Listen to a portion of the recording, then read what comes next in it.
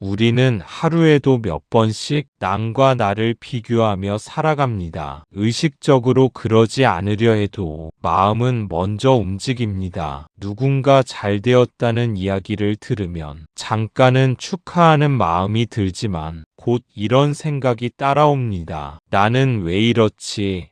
나는 왜 저만큼 못 가지? 이 마음이 반복될수록 우리는 점점 지치고 이유 없이 괴로워집니다. 부처님께서는 이 상태를 단순한 기분 문제가 아니라 분명한 괴로움이라고 말씀하셨습니다. 그리고 그 괴로움의 원인은 남이 아니라 바로 내 마음이 작동 방식에 있다고 하셨습니다. 이 마음의 작동 방식을 조금만 더 들여다보면 우리가 왜 같은 상황에서도 어떤 때는 담담하고 어떤 때는 유독 괴로워지는지 알 수 있습니다. 비교가 괴로워지는 순간에는 항상 한 가지 공통점이 있습니다. 마음이 지금 이 자리에서 벗어나 어딘가 다른 곳을 기준으로 삼고 있다는 점입니다. 지금의 나를 그대로 느끼는 대신 머릿속에서 만들어진 모습과 지금의 나를 나란히 세워놓습니다. 그리고 그 사이의 거리를 재기 시작합니다. 그 거리가 멀게 느껴질수록 마음은 초조해지고 가깝다고 느껴질수록 마음은 불안해집니다. 이 과정에서 마음은 잠시도 편히 머물지 못합니다. 중요한 것은 이 비교가 실제 현실에서 시작되는 것이 아니라 생각 속에서 먼저 만들어진다는 사실입니다. 남의 삶은 한 장면만 보면서 나의 삶은 전체를 들여다봅니다. 이 불균형 속에서 마음은 스스로에게 점점 가혹해집니다. 이때 우리는 나도 모르게 자신에게 묻습니다. 나는 충분한가? 나는 괜찮은 사람인가? 이 질문이 반복될수록 마음은 점점 자신을 신문하는 자리에 서게 됩니다. 하지만 마음은 판결을 내려야 할 대상이 아니라 그저 흘러가는 상태입니다. 비교가 괴로워지는 이유는 그 흐름을 멈춰 세우고 옳고 그름을 가리려 하기 때문입니다. 이 사실을 알아차리는 순간부터 우리는 비교 속에서도 잠시 숨을 돌릴 수 있게 됩니다. 우리는 보통 이렇게 생각합니다. 저 사람이 문제야. 비교할 수밖에 없는 상황이 문제야. 하지만 부처님은 전혀 다른 곳을 보셨습니다. 왜 너는 그 상황에서 그렇게 마음이 흔들리는가? 오늘 이 시간에는 남과 나를 비교할 때 왜 마음이 괴로워지는지 부처님의 가르침을 따라 천천히 살펴보려 합니다. 부처님께서 시선을 돌리신 곳은 상황의 바깥이 아니라 언제나 마음의 안쪽이었습니다. 같은 말을 들어도 누군가는 웃어넘기고 누군가는 밤새 잠을 이루지 못합니다. 같은 장면을 보아도 어떤 이는 스쳐 지나가고 어떤 이는 오래 붙잡습니다. 이 차이를 만드는 것은 상황 그 자체가 아니라 그 상황을 받아들이는 마음의 태도입니다. 마음이 흔들리는 순간을 잘 살펴보면 이미 그 안에는 기대가 숨어 있거나 기준이 세워져 있거나 스스로에게 요구하는 모습이 자리하고 있습니다. 그래서 부처님은 무엇이 일어났는지를 묻기보다 그때 마음이 어디에 서 있었는지를 보라고 하셨습니다. 마음이 남에게 가 있을 때 마음은 비교를 시작하고 마음이 결과에 가 있을 때 마음은 조급해집니다. 마음이 스스로를 증명하려 할 때 괴로움은 깊어집니다. 이렇게 보면 비교는 갑자기 생겨나는 것이 아니라 이미 흔들리고 있던 마음 위에 겹쳐지는 생각일 뿐입니다. 따라서 이 시간을 통해 우리가 살펴보려는 것은 비교를 없애는 방법이 아니라 비교가 생겨나기 전부터 마음이 어떻게 방향을 틀어왔는지에 대한 이해입니다. 그 흐름을 알아차릴 수 있을 때 비로소 마음은 조금 다른 선택을 할 여지를 갖게 됩니다. 먼저 한 가지를 분명히 해야 합니다. 부처님이 말씀하신 괴로움은 힘들고 아픈 감정만을 뜻하지 않습니다. 괴로움이란 내 마음이 내 뜻대로 되지 않는 상태입니다. 붙잡고 싶은 것이 있는데 그게 흔들릴 때 마음은 불안해집니다. 비교할 때가 바로 그렇습니다. 이때 마음을 조금 더 가까이서 바라보면 괴로움은 언제나 어떤 대상을 향해 손을 뻗는 순간에 시작된다는 것을 알 수 있습니다. 아직 일어나지 않은 결과를 미리 당겨와 지금의 나와 겹쳐놓고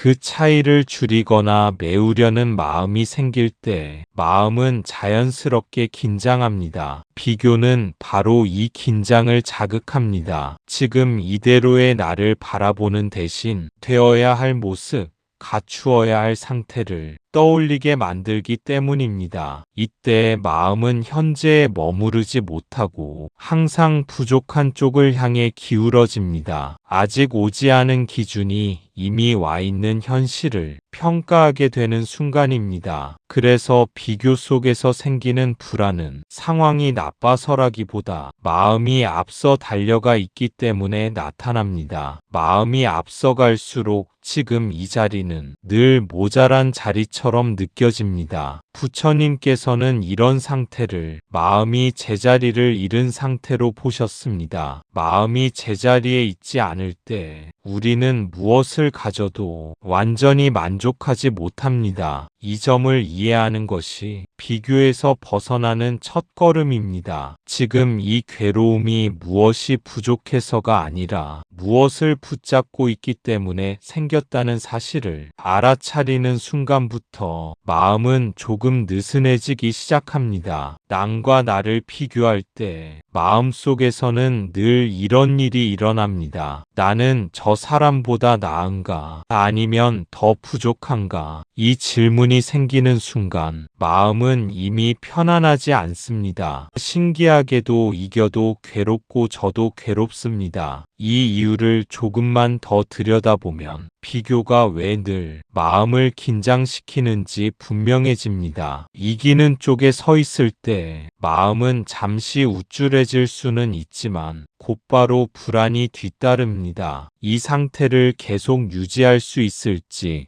언젠가는 밀려나지 않을지 마음은 끊임없이 계산하기 시작합니다. 반대로 뒤처졌다고 느끼는 순간에는 자신을 향한 실망과 자책이 올라옵니다. 아직 남아있는 가능성보다 이미 부족하다고 느끼는 지점에 시선이 고정됩니다. 이렇게 비교는 어느 쪽에 서 있든 마음을 현재에서 떼어놓습니다. 지금 이 순간의 경험보다 순위와 위치, 평가에 마음을 묶어두기 때문입니다. 그래서 비교가 반복될수록 마음은 쉬는 법을 잊어버립니다. 잘하고 있을 때도 못하고 있을 때도 온전히 머물 수 있는 자리가 사라집니다. 부처님께서 보신 괴로움은 바로 이 지점에서 시작됩니다. 마음이 계속해서 판단의 기준 위를 오르내릴 때 삶은 자연스러운 흐름을 잃고 무거운 과제가 되어버립니다. 이 사실을 알아차리면 우리는 비교의 결과보다 비교하고 있는 마음 자체를 조금 더 차분히 바라볼 수 있게 됩니다. 비교에서 이기면 불안해집니다. 이 자리를 잃으면 어떡하지? 계속 이겨야 하는데 비교에서 지면 마음이 무너집니다. 나는 왜 이 정도밖에 안 될까? 나는 왜 항상 뒤처질까? 결국 비교는 어느 쪽으로 가도 마음을 괴롭게 만듭니다. 부처님께서는 이 구조 자체가 괴로움의 구조라고 보셨습니다. 이 구조 안에 머무는 한 마음은 잠시도 쉴 틈을 얻지 못합니다. 앞서 있을 때는 계속 달려야 한다는 압박이 생기고 뒤에 있다고 느낄 때는 지금의 자신을 부정하게 됩니다. 결국 비교는 멈춤을 허락하지 않는 마음의 상태입니다. 이때 우리는 삶을 살아간다기보다 끊임없이 평가받는 자리 위에 서 있는 느낌을 받게 됩니다. 하루하루가 과정이 아니라 점수처럼 느껴지기 시작합니다. 부처님께서는 이런 상태를 삶이 아니라 부담이라고 보셨습니다. 삶은 원래 흐르고 변하는 것인데 비교는 그 흐름을 한 어떤 지점에 고정시키기 때문입니다. 그래서 비교 속에서는 작은 성취도 온전히 기쁠 수 없고 작은 실수도 크게 다가옵니다. 마음이 결과에 묶여 있을수록 지금 이 순간의 숨결은 점점 희미해집니다. 이 사실을 알아차릴 때 우리는 비로소 다른 질문을 던질 수 있게 됩니다. 내가 앞에 있는가?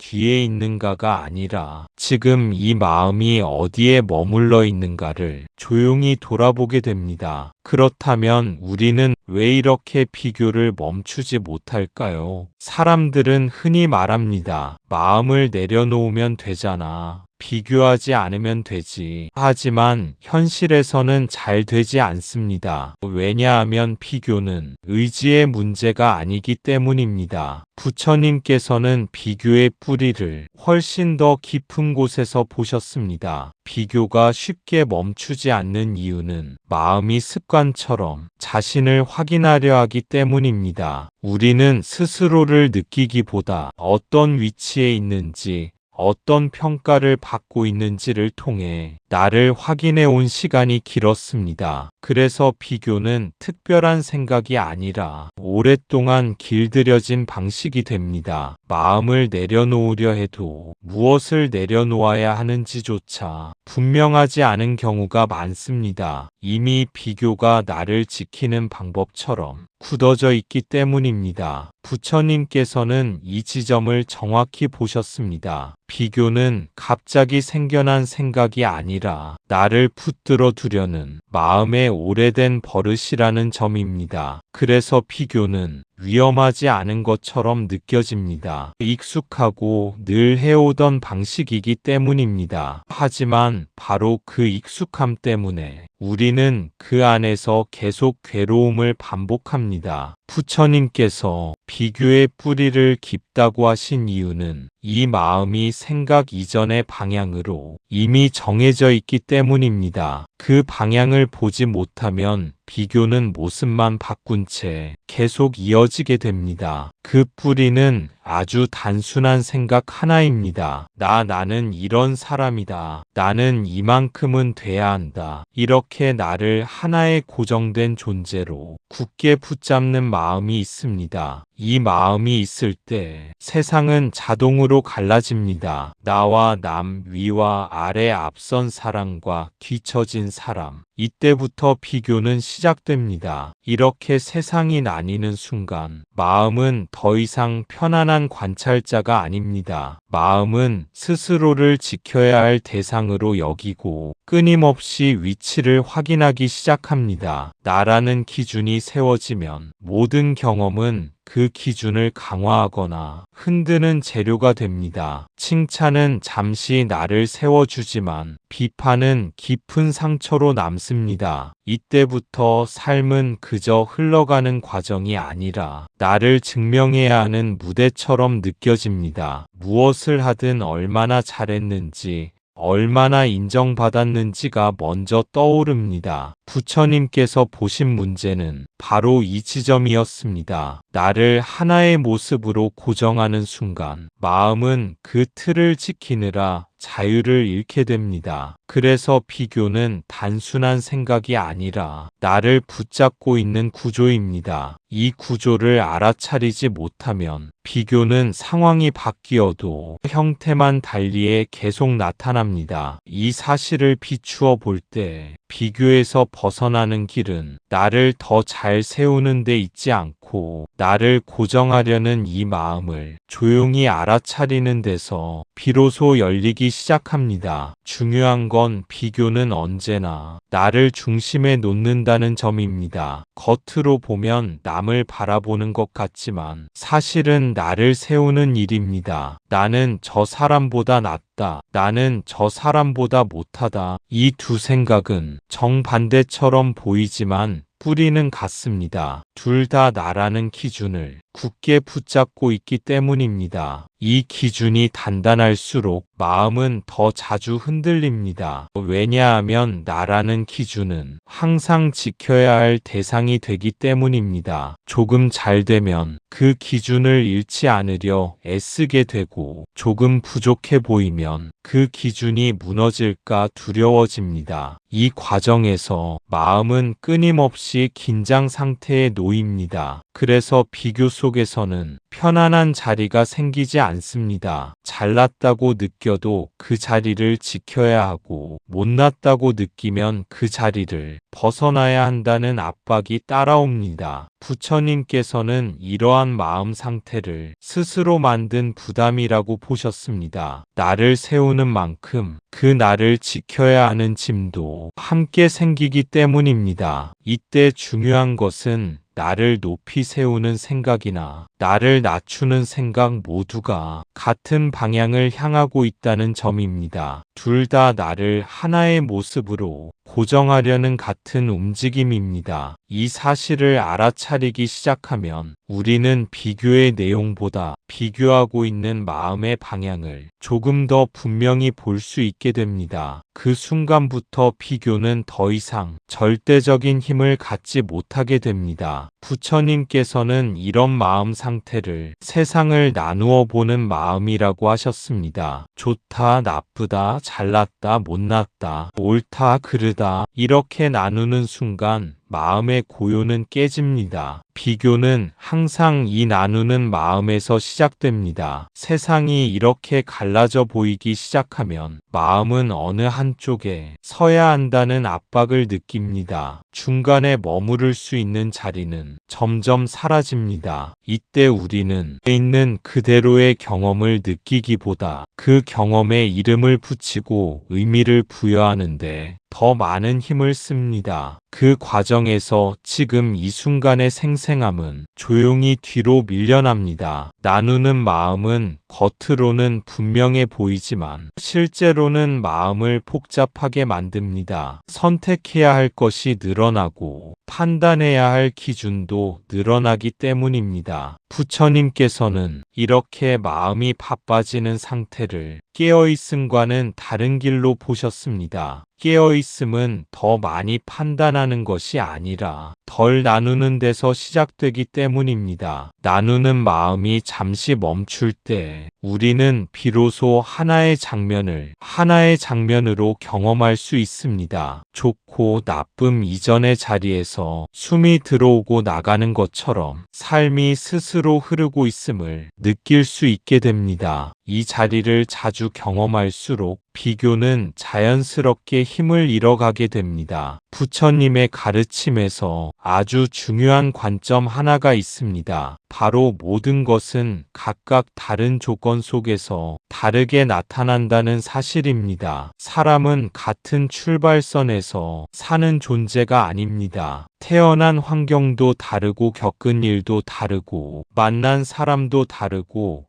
선택의 시기도 다릅니다. 그런데 비교는 이 모든 차이를 무시합니다. 차이를 보지 못한 채 비교를 시작하는 순간 마음은 현실과 멀어지기 시작합니다. 각자의 삶이 가진 맥락은 사라지고 결과만 나란히 놓이게 됩니다. 이때 우리는 한 사람의 긴 시간은 지워버리고 눈에 보이는 한 장면만으로 그 삶 전체를 판단하게 됩니다. 그리고 그 판단의 기준을 다시 나에게로 가져옵니다. 하지만 조건이 다르다는 사실은 누가 더 낫고 못하다는 이야기가 아니라 각자가 서 있는 자리가 본래 다르다는 뜻입니다. 속도가 다른 이유도 방향이 다른 이유도 모두 그 자리에서 비롯됩니다. 부처님께서는 이 점을 보지 못하면 마음은 반드시 왜곡된다고 보셨습니다. 현실을 있는 그대로 보지 못할 때 마음은 스스로 이야기를 만들어내고 그 이야기 속에서 기쁨과 좌절을 반복합니다. 비교가 괴로워지는 이유는 바로 여기에 있습니다. 서로 다른 삶을 같은 자로 재려는 순간 어느 쪽도 온전히 이해할 수 없게 됩니다. 이 사실을 이해하기 시작하면 비교는 점점 설득력을 잃습니다. 나와 남을 나란히 세우기보다 각자가 서 있는 자리의 무게를 조용히 바라볼 수 있게 되기 때문입니다. 마치 같은 길을 달리고 있는 것처럼 같은 기준으로 서로를 재단합니다. 부처님께서 보시기에는 이 자체가 현실을 제대로 보지 못한 상태입니다. 현실을 제대로 보지 못하면 마음은 반드시 괴로워집니다. 현실을 보지 못한 마음은 늘 어딘가 어긋난 방향으로 힘을 씁니다. 보이지 않는 출발선 위에서 스스로를 재촉하고 보이지 않는 결승선을 향해 쉼없이 달립니다. 이때 마음은 지금 걷고 있는 길의 질감이나 발밑의 감각을 느끼지 못합니다. 오직 얼마나 앞섰는지,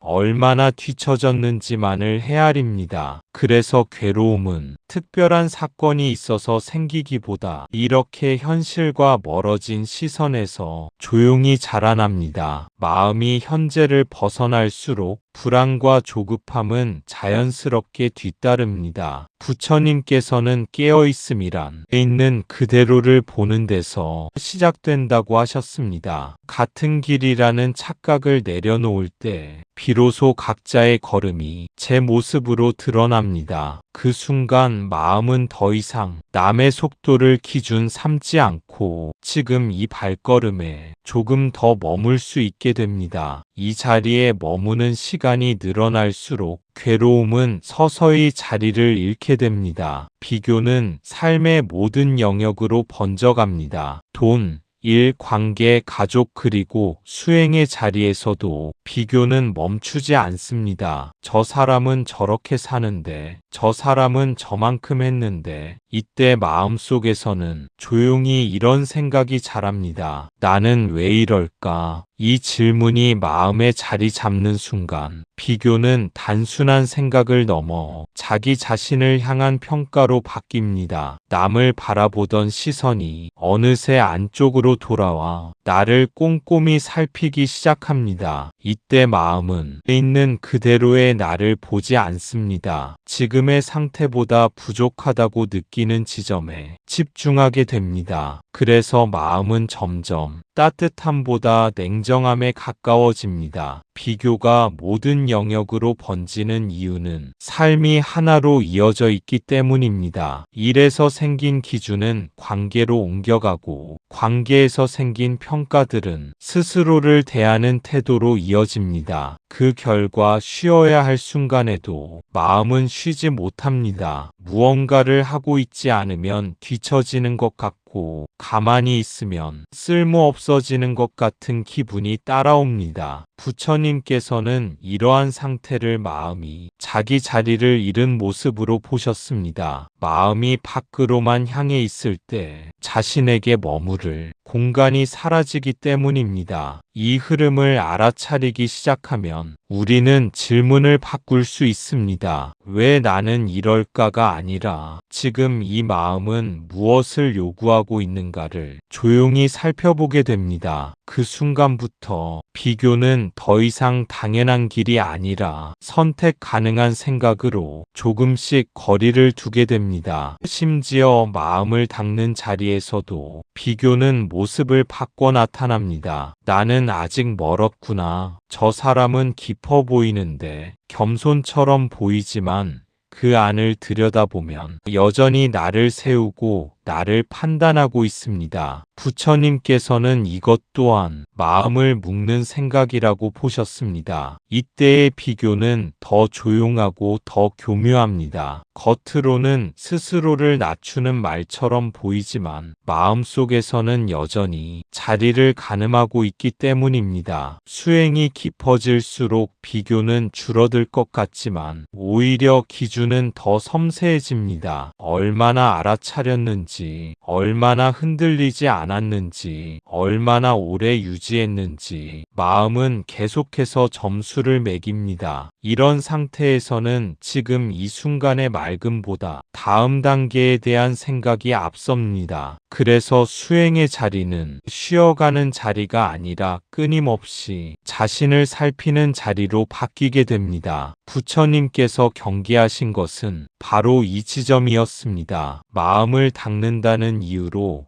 또 다른 나를 만들어 그 나를 붙잡고 있지는 않은지 돌아보라는 가르침입니다. 이 사실을 알아차리면 수행은 성취의 문제가 아니라 머무름의 문제로 돌아옵니다. 지금 이 마음이 얼마나 열려 있는지, 얼마나 부드러운지를 조용히 느끼는 자리로 다시 제자리를 찾게 됩니다. 여기서 아주 중요한 질문이 나옵니다. 그렇다면 부처님은 비교하지 말라고 하셨을까요? 답은 그렇지 않다입니다. 부처님께서는 비교를 억지로 없애려 하지 말라고 하셨습니다. 왜냐하면 없애려는 그 마음조차 또 다른 나를 만들어내기 때문입니다. 부처님께서 바라보신 길은 밀어내는 길이 아니라 알아차리는 길이었습니다. 비교가 올라오는 순간 그것을 잘못된 것으로 규정하거나 당장 멈추려 애쓰지 말라고 하셨습니다. 그렇게 하면 마음속에서는 또 다른 싸움이 시작됩니다. 비교하는 나와 비교하지 않으려는 내가 서로를 밀어내며 마음은 더 분주해집니다. 부처님께서는 이 흐름을 그대로 보라고 하셨습니다. 아, 지금 마음이 자리를 정하려 하고 있구나. 아, 지금 나를 세우려는 습관이 움직이고 있구나. 이렇게 바라볼 때 비교는 더 이상 따라가야 할 생각이 아니라 지나가는 현상으로 드러납니다. 잡지 않으면 머무르지 않는다는 사실을 몸으로 알게 됩니다. 이 지점에서 마음은 조금 느슨해집니다. 굳이 고치려 하지 않아도, 굳이 없애려 애쓰지 않아도 비교는 힘을 잃습니다. 부처님께서 가르치신 자유는 아무 생각도 없는 상태가 아니라 생각에 끌려가지 않는 상태였습니다. 비교가 와도 괜찮고 비교가 사라져도 괜찮은 그 여유 속에서 마음은 비로소 자기 자리를 회복하게 됩니다. 부처님께서 제시하신 길은 아주 조용하고 단순합니다. 비교하고 있는 이 마음을 그대로 알아차리는 것. 아, 지금 비교하고 있구나. 아, 지금 나를 세우고 있구나. 이렇게 볼 수 있을 때 비교는 조금씩 힘을 잃습니다. 알아차림에는 판단도 평가도 필요하지 않습니다. 그저 일어났다는 사실을 있는 그대로 비추는 것뿐입니다. 이 단순한 태도가 마음을 가장 깊이 풀어줍니다. 비교를 알아차리는 순간 우리는 자동 반응에서 한 걸음 물러서게 됩니다. 그 전까지는 생각이 곧 나였지만 이제는 생각을 바라보는 자리가 생깁니다. 그 자리에서는 이겨야 할 상대도 없고 증명해야 할 나도 없습니다. 그래서 마음은 잠시 숨을 고를 수 있습니다. 부처님께서는 이 쉼의 틈이 생길 때 지혜가 자연스럽게 자란다고 보셨습니다. 애써 바꾸지 않아도 마음은 스스로 균형을 찾기 시작합니다. 비교가 사라지는 것이 아니라 비교에 휘둘리는 힘이 점점 약해집니다. 그래서 삶의 장면 속에서도 예전처럼 급하게 반응하지 않고 조금은 느리게,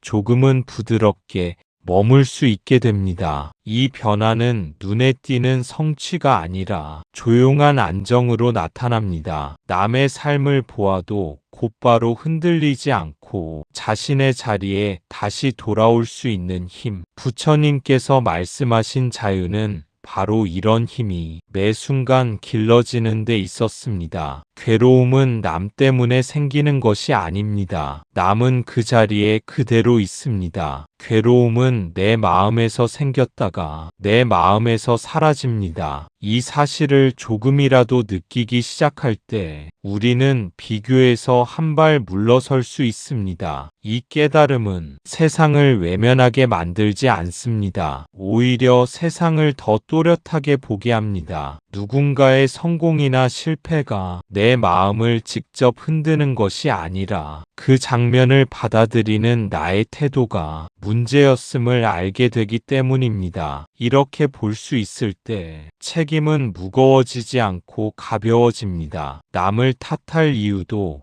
나를 몰아붙일 이유도 조금씩 사라집니다. 마음이 편안해지는 이유는 환경이 바뀌어서가 아니라 관계 맺는 방식이 달라졌기 때문입니다. 그래서 삶은 여전히 비슷한 모습으로 흘러가지만 그 안에서 느끼는 무게는 전과 같지 않습니다. 부처님께서는 이 지점을 수행의 전환점으로 보셨습니다. 밖을 고치려는 노력에서 안쪽을 살피는 방향으로 시선이 돌아오는 순간입니다. 이 전환이 일어날수록 비교는 습관이 아니라 하나의 선택지로 보이기 시작합니다. 따라갈 수도 있고 내려놓을 수도 있는 것. 그 선택의 자유가 조금씩 자라날수록 마음은 다시 자기 속도로 자기 자리로 돌아올 수 있게 됩니다. 앞에서 우리는 비교가 왜 괴로움을 만드는지 마음의 구조를 따라 살펴보았습니다. 이제 조금 더 깊이 들어가 보겠습니다. 비교는 한 번 생기고 끝나는 생각이 아닙니다. 반복될수록 마음을 점점 굳게 만듭니다. 비교가 반복되면 그 생각은 습관이 됩니다. 처음에는 스쳐 지나가던 판단이 어느새 자동으로 튀어나옵니다. 마음을 쓰기도 전에 이미 결론이 내려진 상태가 됩니다. 이 과정에서 마음은 점점 단단해집니다. 열려있기보다는 정해진 틀 안에서만 세상을 보게 됩니다. 사람을 만나도 상황을 마주해도 먼저 분류하고 자리를 정하려 합니다. 이렇게 굳어진 마음은 새로운 가능성을 받아들이기 어렵습니다. 지금의 나를 넘어설 여지보다 이미 만들어진 기준을 지키는데 더 많은 힘을 씁니다. 부처님께서는 이 상태를 무명에 가까운 흐름으로 보셨습니다. 모르고 있다는 뜻이 아니라 보지 않으려는 방향이 굳어버린 상태입니다. 그래서 비교는 단순한 생각 하나가 아니라 세상을 대하는 태도가 됩니다. 이 태도가 굳어질수록 마음은 점점 유연함을 잃고 작은 변화에도 쉽게 흔들리게 됩니다. 이 흐름을 알아차리는 것이 다음 걸음의 시작입니다. 지금 이 마음이 얼마나 굳어 있는지 조용히 느껴보는 순간 비교의 반복은 서서히 균열을 만들기 시작합니다. 비교가 반복되면 어떤 일이 일어날까요? 처음에는 단순한 생각이었습니다. 저 사람은 저렇구나.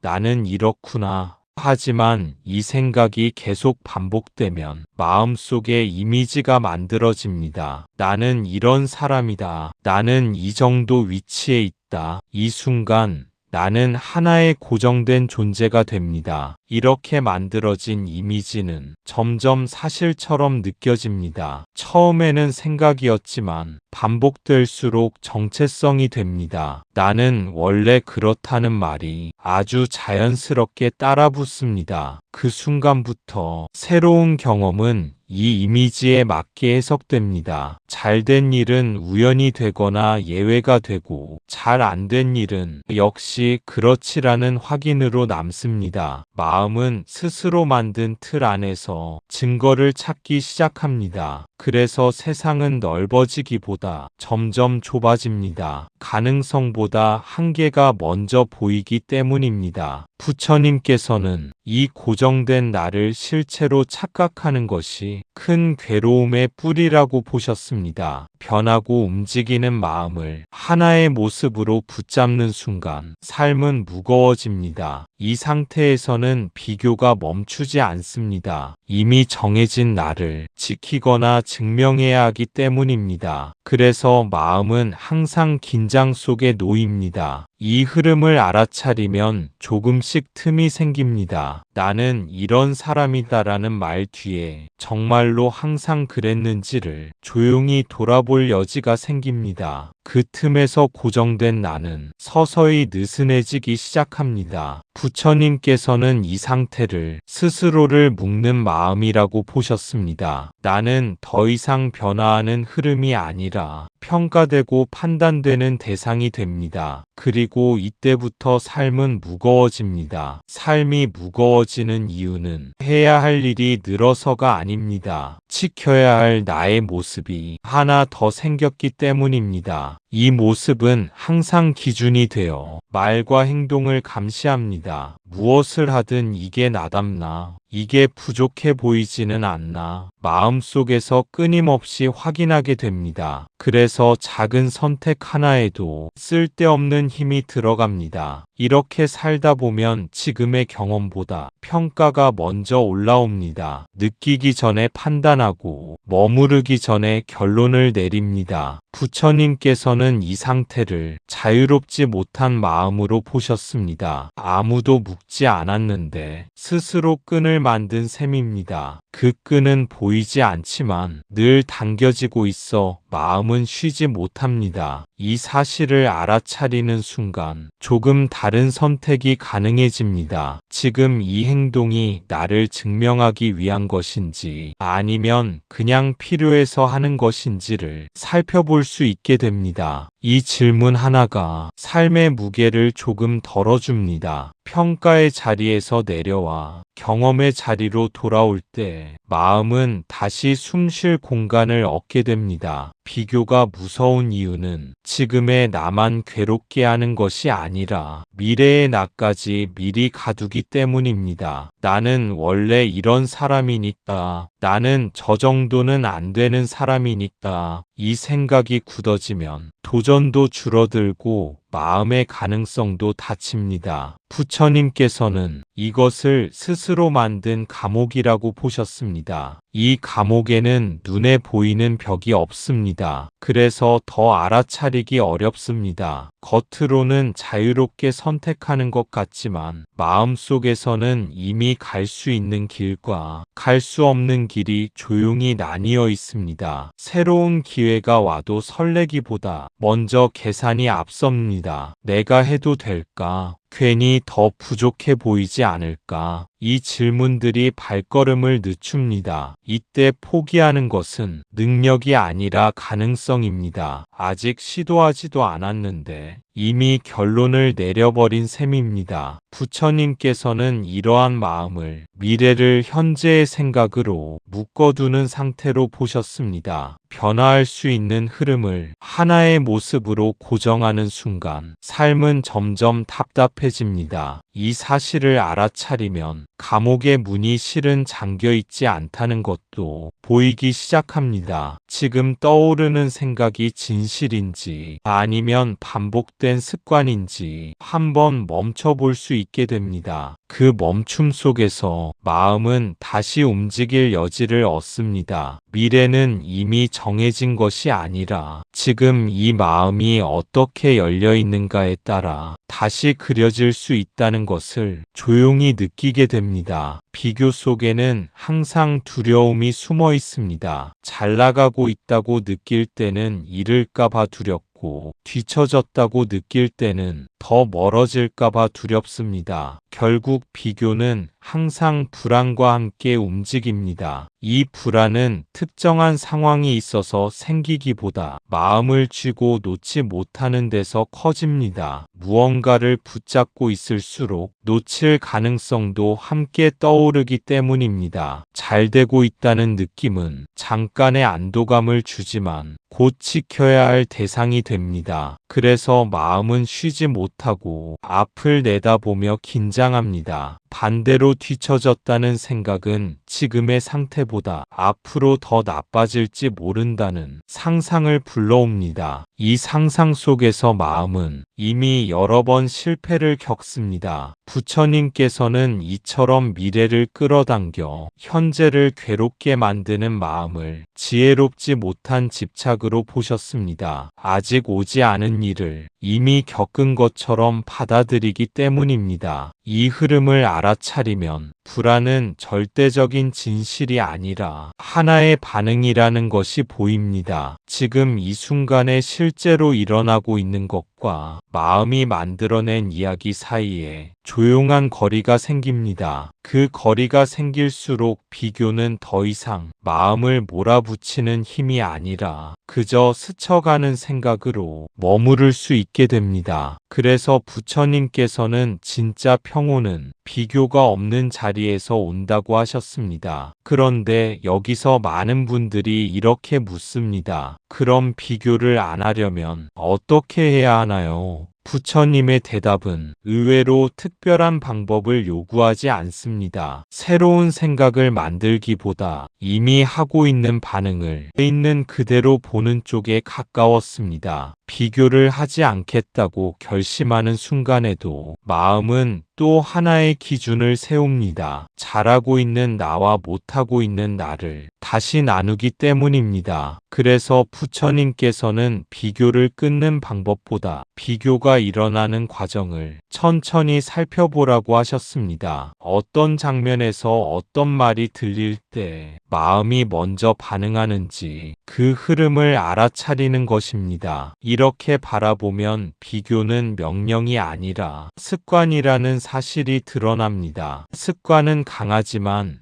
의식의 빛을 받으면 조금씩 힘을 잃습니다. 평온은 비교가 완전히 사라진 뒤에 오는 보상이 아니라 비교에 끌려가지 않는 짧은 순간들 속에서 이미 시작됩니다. 그 순간들이 쌓일수록 마음은 자연스럽게 덜 재고 덜 따지며 지금 이 자리에 머무는 법을 다시 배워갑니다. 부처님의 대답은 조금 의외입니다. 비교를 멈추려고 애쓰지 말라는 것입니다. 왜냐하면 멈추려고 애쓰는 그 순간에도 이미 비교가 일어나고 있기 때문입니다. 나는 비교하지 않는 사람이 돼야 해. 나는 이런 마음을 가지면 안 돼. 이 역시 또 다른 비교입니다. 이때 마음은 겉으로는 수행을 하는 것 같지만 속으로는 여전히 좋은 나와 나쁜 나를 갈라놓고 있습니다. 비교의 대상만 조금 바뀌었을 뿐입니다. 이런 상태에서는 마음이 편안해지기보다 더 조심스러워집니다. 생각 하나에도 옳고 그름을 붙이고 스스로를 감시하게 됩니다. 부처님께서 말씀하신 길은 이런 자기 단속의 길이 아니었습니다. 마음을 단정하게 만들기보다 마음이 어떻게 움직이는지를 솔직하게 보는 길이었습니다. 비교가 올라오는 순간 실망하거나 자책할 필요가 없습니다. 또 이런 반응이 있구나. 이 정도면 충분합니다. 그 알아차림 자체가 이미 비교의 고리를 느슨하게 만들기 때문입니다. 이렇게 할 때 마음은 조금씩 자기에게 관대해집니다. 잘해야 한다는 압박 대신 그냥 보고 지나가는 여유가 생깁니다. 그 여유 속에서 비교는 더 이상 붙잡아야 할 생각이 아니라 자연스럽게 사라질 수 있는 생각으로 자리를 옮기게 됩니다. 부처님께서 가르치신 길은 항상 이렇습니다. 없애려 하지 말고 있는 그대로 보라. 비교가 올라오면 그 생각을 밀어내지 말고 그냥 알아차립니다. 비교가 일어났구나.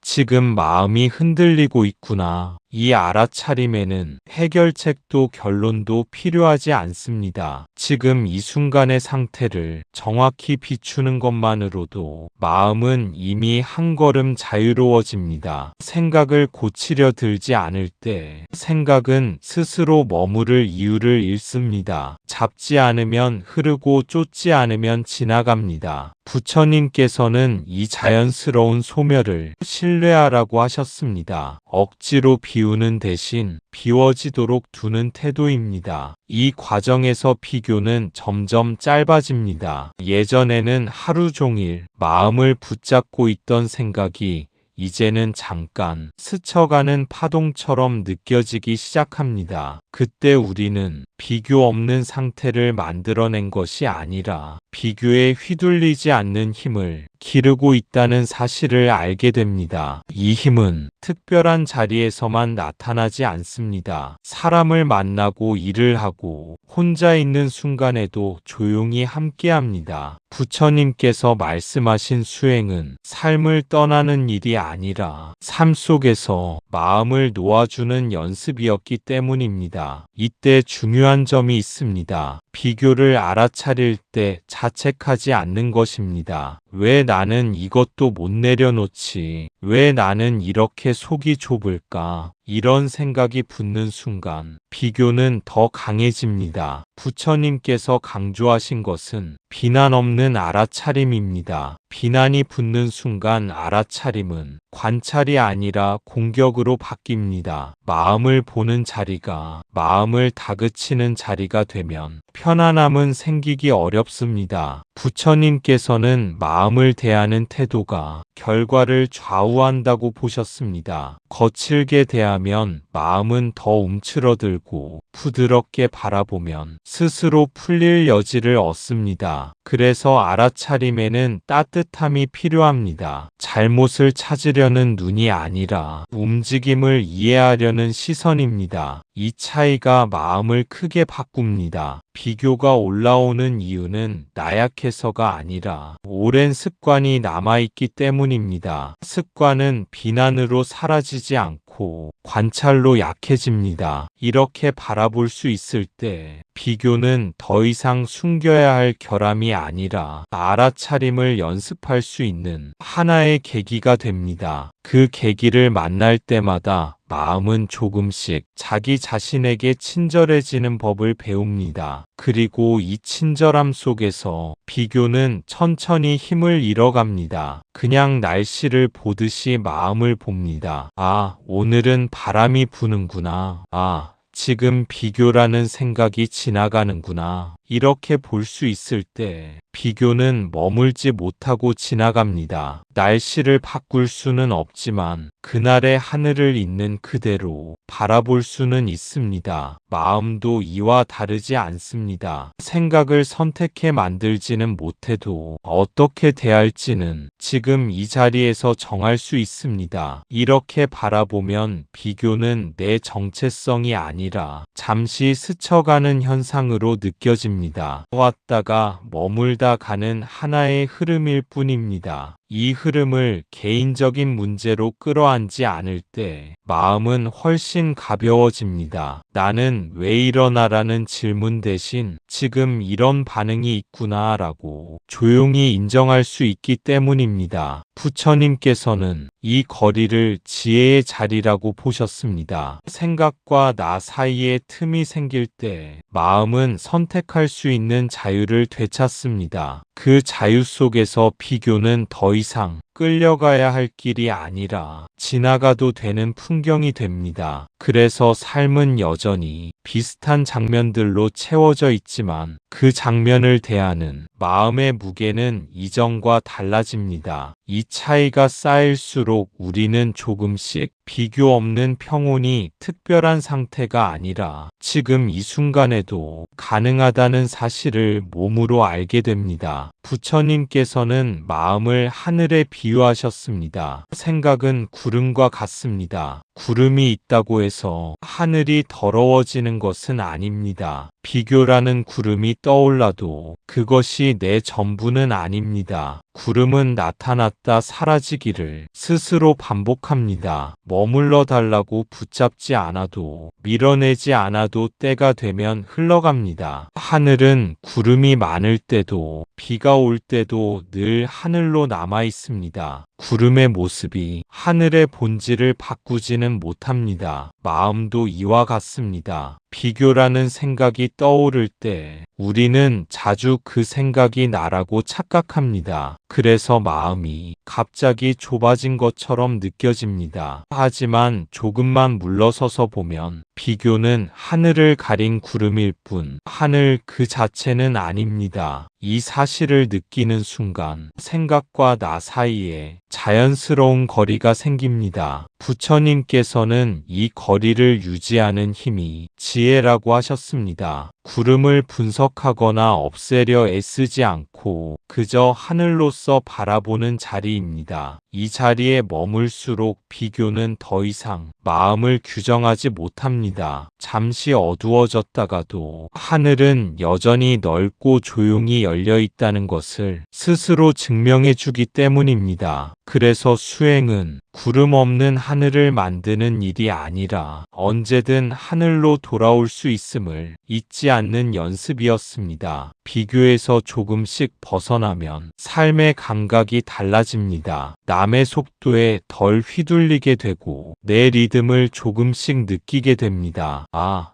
나는 지금 이만큼 와 있구나. 아, 지금 이 자리도 하나의 과정이구나. 이때 마음에는 조급함 대신 차분함이 자리 잡습니다. 차분함이 생기면 삶을 대하는 시선이 달라집니다. 앞만 보며 달릴 때는 보이지 않던 것들이 천천히 눈에 들어옵니다. 지금의 위치를 부족함으로만 보지 않고 경험으로 받아들이게 됩니다. 그래서 마음은 자기 자신과 조금 더 화해하게 됩니다. 이 상태에서는 성장도 경쟁이 아니라 흐름이 됩니다. 어디까지 가야 한다는 목표보다 어떻게 가고 있는지가 더 중요해집니다. 부처님께서는 이런 마음을 바른 알아차림에서 자라난 평온으로 보셨습니다. 외부의 기준이 아닌 내 안의 감각을 다시 신뢰하게 되는 순간입니다. 그래서 삶의 선택도 조금씩 달라집니다. 무리해서 맞추기보다 지금 가능한 만큼을 살피게 됩니다. 이 선택들은 눈에 띄지 않지만 마음을 덜 지치게 합니다. 이렇게 쌓인 차분함은 어떤 순간에도 쉽게 흔들리지 않는 바탕이 됩니다. 비교가 다시 올라와도 이전처럼 깊이 끌려가지 않고 내 리듬으로 되돌아올 수 있는 여유가 생기기 때문입니다. 중요한 것은 비교를 끊어내는 것이 아니라 비교에 끌려가지 않는 것입니다. 비교가 일어나도 그 생각을 따라가지 않으면 괴로움은 깊어지지 않습니다. 이 차이는 아주 미묘하지만 삶에서는 큰 차이를 만들어냅니다. 생각이 떠오르는 것과 그 생각에 몸과 마음을 실어보내는 것은 전혀 다른 일이기 때문입니다. 비교가 올라와도 거기서 멈출 수 있으면 마음은 더 이상 이야기를 키우지 않습니다. 과거를 끌어오지도 않고 미래를 앞당겨 걱정하지도 않습니다. 이렇게 머무를 수 있을 때 지금 이 순간은 생각보다 단순해집니다. 해야 할 일은 그냥 눈앞에 있는 한 걸음뿐입니다. 부처님께서는 이 한 걸음에 머무는 힘이 삶을 가볍게 만든다고 보셨습니다. 많은 괴로움은 실제 상황보다 생각이 앞서 달릴 때 커지기 때문입니다. 따라가지 않는다는 것은 무시한다는 뜻이 아닙니다. 알고 있지만 넘어가지 않는 태도입니다. 강을 건너라는 생각이 있어도 굳이 물속에 들어가지 않는 것과 비슷합니다. 이 태도가 익숙해질수록 마음은 점점 자기 중심을 회복합니다. 외부의 기준에 끌려다니기보다 지금의 상태를 있는 그대로 느끼는 힘이 자라납니다. 그래서 비교는 사라지지 않아도 괜찮아집니다. 일어나도 나를 데려가지 못하는 생각, 그 정도면 마음은 이미 충분히 자유로운 길 위에 서 있다고 할 수 있습니다. 부처님께서 말씀하신 자유는 아무 생각도 없는 상태가 아닙니다. 생각은 있어도 거기에 묶이지 않는 상태입니다. 비교는 올라와도 그 위에 나라는 이름표를 붙이지 않을 때 마음은 가벼워집니다. 이때 마음은 생각을 적으로 보지 않습니다. 싸우지도 않고 도망치지도 않습니다. 그저 지나가는 것을 지나가는 대로 허용합니다. 비교라는 생각이 떠올라도 이게 나다라고 결론 짓지 않을 때 마음은 곧바로 자리를 되찾습니다. 생각은 생각으로 남고 나는 그 생각을 바라보는 쪽에 머뭅니다. 부처님께서는 이 자리를 참된 자유의 문턱으로 보셨습니다. 아무것도 없는 공허함이 아니라 무엇이 있어도 붙잡지 않는 여유입니다. 이 여유가 생기면 삶의 장면들이 조금 다르게 다가옵니다. 칭찬도 비난도 이전만큼 마음을 끌어당기지 못합니다. 그래서 기쁨은 짧아도 순수해지고 어려움은 와도 견딜만해집니다. 모든 것을 통제하지 않아도 흐름 속에 머물 수 있다는 신뢰가 생기기 때문입니다. 이 신뢰는 연습 속에서 조용히 자랍니다. 비교가 올라올 때마다 다시 이 자리로 돌아오는 선택, 그 선택이 쌓일수록 마음은 점점 더 넓고 더 가벼워집니다. 이제 이 말을 일상으로 가져가 봅시다. 다음에 누군가와 자신을 비교하는 순간이 오면 이렇게 해보세요. 비교의 내용을 분석하지 말고 그때의 몸과 마음을 느껴봅니다. 가슴이 답답한지 어깨가 긴장되는지 호흡이 얕아지는지 이렇게 몸으로 먼저 알아차립니다. 몸을 느끼기 시작하면 생각은 자연스럽게 뒤로 물러납니다. 머리로 해결하려 하던 문제가 몸의 신호로 바뀌는 순간입니다. 이때 중요한 것은 느낌을 고치려 하지 않는 것입니다. 답답하면 답답한 채로, 긴장되면 긴장된 채로 그 상태를 허용합니다. 그저 지금 이런 반응이 있구나 하고 머물러 봅니다. 신기하게도 몸은 알아차려질 때 조금씩 풀리기 시작합니다. 아무 말도 하지 않아도, 아무 결론을 내리지 않아도 호흡은 서서히 깊어지고 어깨의 힘은 조금 내려옵니다. 부처님께서는 이 몸의 자리야말로 현재에 가장 가까운 문이라고 하셨습니다. 생각은 자주 과거나 미래로 달아나지만 몸은 언제나 지금 여기에 있기 때문입니다. 이 연습이 쌓이면 비교의 순간이 전과는 다른 의미를 갖게 됩니다. 괴로움의 시작이 아니라 깨어날 수 있는 신호가 됩니다. 아, 지금 마음이 나를 바쁘게 끌고 가려 하는구나. 이 알아차림 하나만으로도 우리는 이미 비교의 흐름에서 한 발 비켜 서게 됩니다. 그 자리에 잠시 머무는 것, 그것이 부처님께서 일상 속에서 가르치신 가장 현실적인 수행이었습니다. 몸을 알아차리면 생각은 조금 뒤로 물러납니다. 그리고 그때 조용히 이렇게 말해봅니다. 지금 비교하고 있구나. 지금 마음이 불안하구나. 그것으로 충분합니다. 이 짧은 한마디에는 해결하려는 의지도 바꾸려는 욕심도 들어있지 않습니다. 그래서 마음은 방어할 필요를 느끼지 않습니다. 이렇게 이름 붙이는 순간 생각은 절대적인 사실이 아니라 하나의 상태로 보이기 시작합니다. 지금의 마음이 이렇다는 것을 그저 인정하는 자리입니다. 인정이 일어나면 저항은 줄어듭니다. 저항이 줄어들면 생각은 더 이상 힘을 얻지 못합니다. 잡아당기던 손을 놓은 것처럼 마음은 자연스럽게 균형을 찾습니다. 부처님께서는 이 과정을 지혜의 작용으로 보셨습니다. 특별한 통찰이 아니라 지금 일어나는 것을 지금 알아차리는 힘입니다. 이 힘이 자라날수록 우리는 마음을 급히 고치려 하지 않게 됩니다. 그 대신 어떻게 움직이는지를 조용히 지켜보게 됩니다. 그 지켜봄 속에서 비교는 점점 짧아지고 가벼워집니다. 그리고 어느 순간 비교가 있어도 삶이 흔들리지 않는 자신을 만나게 됩니다. 그것이면 충분합니다. 부처님께서 말씀하신 수행은 언제나 이렇게 과하지 않고 지금 할 수 있는 만큼만을 요구했기 때문입니다. 부처님의 가르침은 언제나 이렇습니다. 조금 덜 붙잡고 조금 더 알아차릴 것, 이 작은 차이가 삶의 무게를 바꿉니다. 붙잡는 힘이 약해질수록 마음은 자연스럽게 숨 쉴 공간을 얻습니다. 모든 것을 내려놓지 않아도 조금만 느슨해져도 삶의 감각은 달라집니다. 알아차림은 무언가를 더 가지는 일이 아니라 이미 일어나고 있는 것을 놓치지 않는 일입니다. 그래서 애쓰지 않아도 지금 이 순간에서 바로 시작할 수 있습니다. 이 작은 전환이 하루의 분위기를 바꾸고 사람을 대하는 태도를 바꾸고 자기 자신을 바라보는 눈을 바꿉니다. 부처님께서는 이 변화가 쌓일 때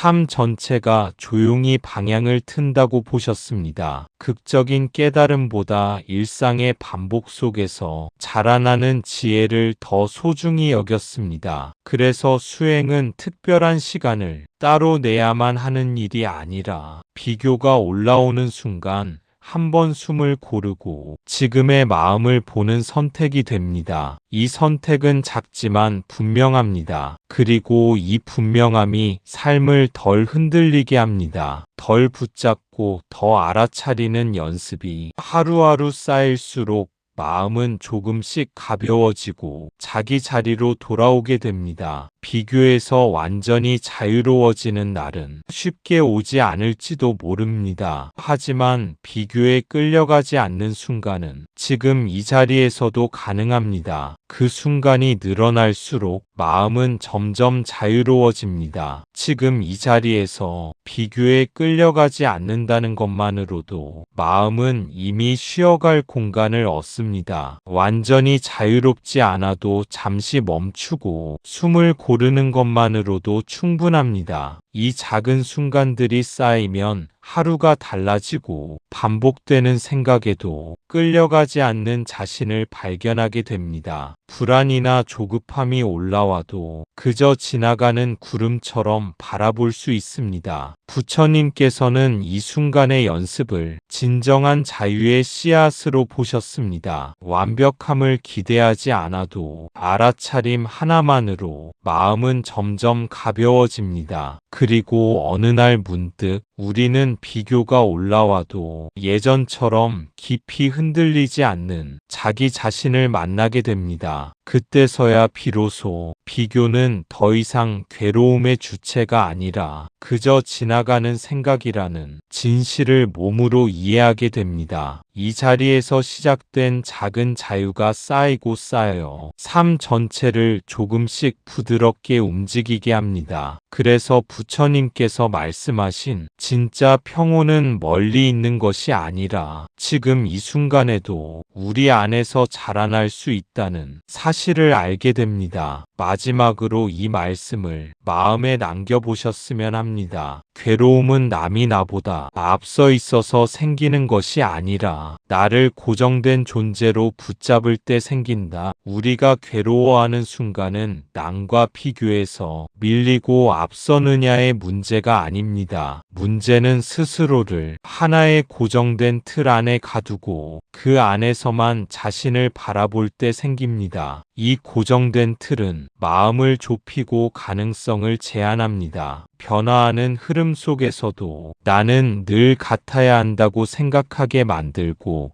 그 생각은 불안과 초조를 자연스럽게 불러옵니다. 부처님께서는 이 틀을 느슨하게 하고 마음을 흐름 속에 놓는 것이 괴로움에서 벗어나는 길이라고 가르치셨습니다. 있는 그대로의 나를 지금 이 자리에서 인정하고 조금 덜 붙잡는 순간 마음은 스스로 풀리기 시작합니다. 비교는 여전히 떠오를 수 있지만 그 생각을 따라가지 않는 것만으로도 마음은 자유를 경험합니다. 오늘의 나도 미래의 나도 한순간 한순간 흐름 속에서 스스로 자리를 찾을 수 있습니다. 괴로움의 원인을 남에게서 찾지 말고 자기 마음의 움직임 속에서 조용히 알아차리는 것, 그 작은 변화가 쌓일 때 삶은 조금씩 더 가벼워지고 비교에서 오는 무거움도 서서히 사라집니다. 마지막으로 기억하세요. 괴로움은 남 때문이 아니라 나를 붙잡는 마음 때문에 생깁니다. 그 마음을 알아차리고 있는 그대로 두는 연습이 우리에게 진정한 평온을 가져다 줍니다. 남은 각자의 조건 속에서 각자의 속도로 살아갑니다. 그리고 나 역시 지금 이 자리에서 내 조건 속에 있습니다. 이 사실을 조금 더 자주 떠올릴 수 있다면 비교는 우리 삶을 지배하지 못할 것입니다. 남을 바라볼 때 우리는 흔히 속도와 결과 결과만을 봅니다. 하지만 부처님께서는 각자의 길과 조건이 다르다는 사실을 잊지 말라고 가르치셨습니다. 나는 다른 누구도 아닌 지금 이 자리에 나로 존재합니다. 환경, 경험, 기회, 선택 모두 나만의 조건 속에서 쌓여온 결과입니다. 이 사실을 떠올릴 때 마음은 자연스럽게 숨을 고릅니다. 앞서거나 뒤처진다는 느낌에 끌려가지 않고 지금의 나를 그대로 바라볼 수 있습니다. 비교가 올라와도 그 생각은 잠시 스쳐갈 뿐 내 마음의 중심을 흔들지 못합니다. 삶을 남의 기준에 맞추려는 부담 대신 자기 속도를 느끼고 그 속에서 균형을 찾는 힘이 생깁니다. 부처님께서는 이 자기 자리에서의 알아차림이 평온의 시작이라고 말씀하셨습니다. 남과 나의 차이를 있는 그대로 보고 그 흐름 속에서 나를 붙잡지 않을 때 비교는 더 이상 삶을 지배하지 못합니다. 오늘 우리가 할 일은 멀리 있는 이상을 쫓는 것이 아니라 지금 여기 내 조건 속에 있는 나를 조금 더 자주 알아차리는 것입니다. 그 작은 순간들이 쌓일 때 비교의 힘은 서서히 약해지고 마음은 자유를 맛보게 됩니다. 지금 이 순간 누군가와 나를 비교하며 마음이 무거웠다면 그 마음을 없애려 하지 말고 그저 알아차려 보세요. 그 알아차림 속에서 이미 괴로움은 조금 느슨해지고 있습니다. 알아차림은 마음을 바꾸려는 힘이 아니라 마음을 바라보는 힘입니다. 지금 느끼는 답답함, 초조함, 불안, 그 모든 감각을 억지로 없애지 않아도 됩니다. 그저 지금 이런 마음이 있구나 하고 조용히 지켜보는 것만으로도 마음은 이미 숨을 고르기 시작합니다. 붙잡던 손을 놓은 것처럼 조금씩 힘이 풀리고 공간이 생깁니다. 비교가 올라와도 그 생각을 따라가지 않고 지켜보기만 해도 괴로움은 더 이상 깊어지지 않습니다. 그 순간 마음은 전과는 다른 거리에서 자신을 바라보게 됩니다. 부처님께서는 이 작은 알아차림이 자유로 가는 길이 첫걸음이라고 말씀하셨습니다. 큰 깨달음이 없어도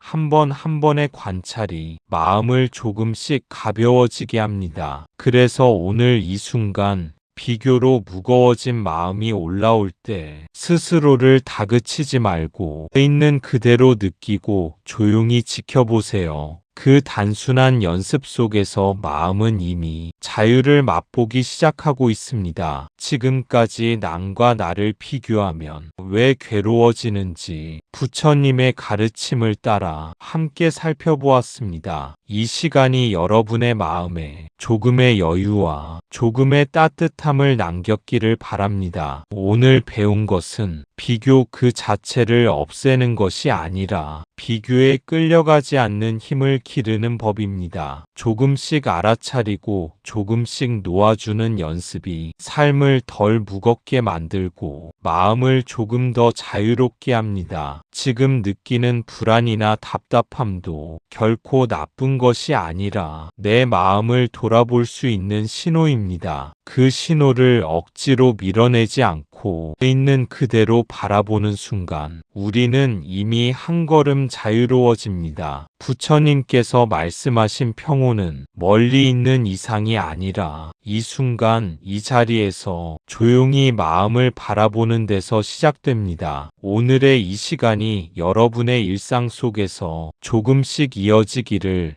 조금씩 쌓여 마음을 가볍게 만드는 연습이 되기를 바랍니다. 마지막으로 기억하세요. 괴로움은 남 때문이 아니라 나를 붙잡는 마음 때문에 생깁니다. 나무 아미타불 관세음보살 그 마음을 알아차리고 조금 더 부드럽게 바라볼 때 우리의 삶은 조금씩 더 따뜻하고 조금씩 더 자유로워집니다. 감사합니다. 구독과 좋아요는 저에게 큰 힘이 됩니다.